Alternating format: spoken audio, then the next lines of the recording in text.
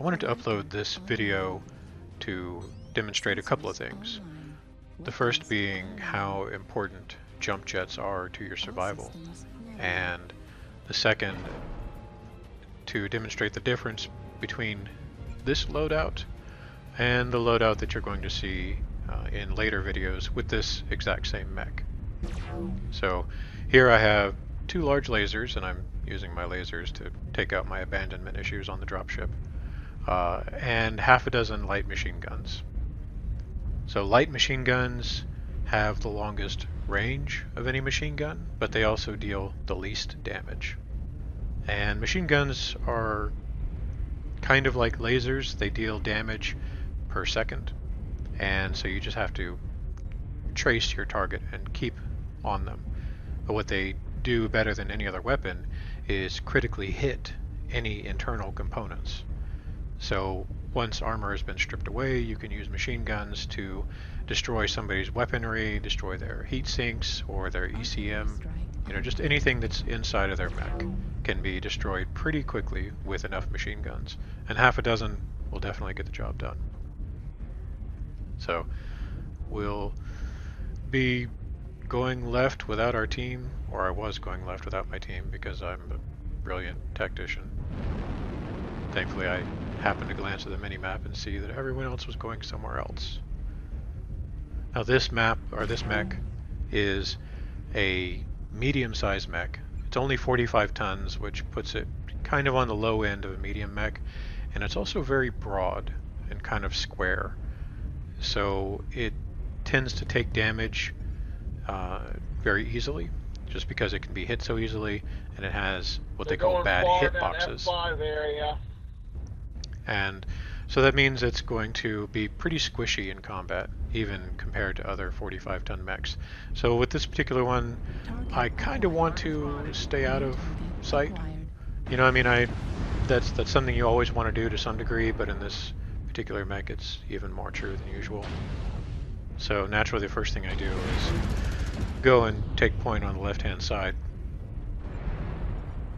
And I didn't really lose much armor there, just a little bit.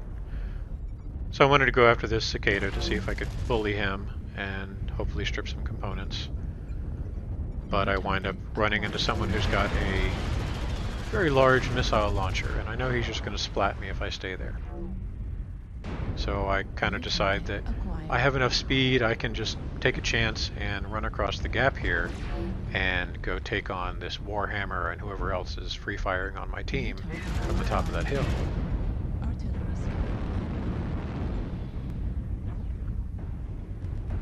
So I see that I've got a couple of lights around me, and I decide to go help, again, take out that Warhammer, because those are fairly good mechs, and the one that is up here on the hill has some pretty decent firepower. And so I see I've got one light on him already, so the Warhammer's completely focusing on the light, so I'm trying to focus the Warhammer even though he's got a reinforcement incoming. I'm trying to use my machine guns to destroy his weapons, like I said. If you see his weapons turning red up there, that means that I'm destroying them. Even though I haven't destroyed that component that they're in, I actually destroyed the weapons themselves with the machine guns. And with the Warhammer dead, the guy that came to reinforce him then became very easy pickings. So this is one of those times where you really have to know when to stand by your allies. You can see I took a lot of damage in the process, but I think it was worthwhile sticking around to reinforce those two lights to help take out those two larger mechs. So here I am using machine guns a little bit beyond their optimal range, so I'm not dealing a lot of damage. But again, they're still doing their job, and they're, you know, turning those weapons red. They're destroying the weapons, even though the mech isn't destroyed, even though the component isn't necessarily destroyed. I can't really tell which weapons I destroyed exactly, but generally it's easy to tell. Like here, you'll see his MRM-40 go red, and it was in the component that I was shooting. So I can be pretty sure that, you know, I blew up that missile launcher. And so I just took a very big hit in the back, and so I immediately jump jet as hard as I can to make myself less of a target, and then I turn myself toward, or so that my my left side is facing where that damage came from, so that hopefully I don't get hit with another big shot like that. So again, I come to the top of the hill and I sort of do the same thing I did earlier. You know, I try to reinforce another mech that's taking on a really big one. And at this point, the match is pretty much over. You know, there's just that one last guy who has that Gauss rifle that shot me and, you know, pretty much killed me earlier. And you see my leg flash there. That means he shot at me again. But because I was changing my elevation with my jump jets, I lived. You know, had I still been on the ground, he would have shot me in the torso again, and I'm sure I would be dead.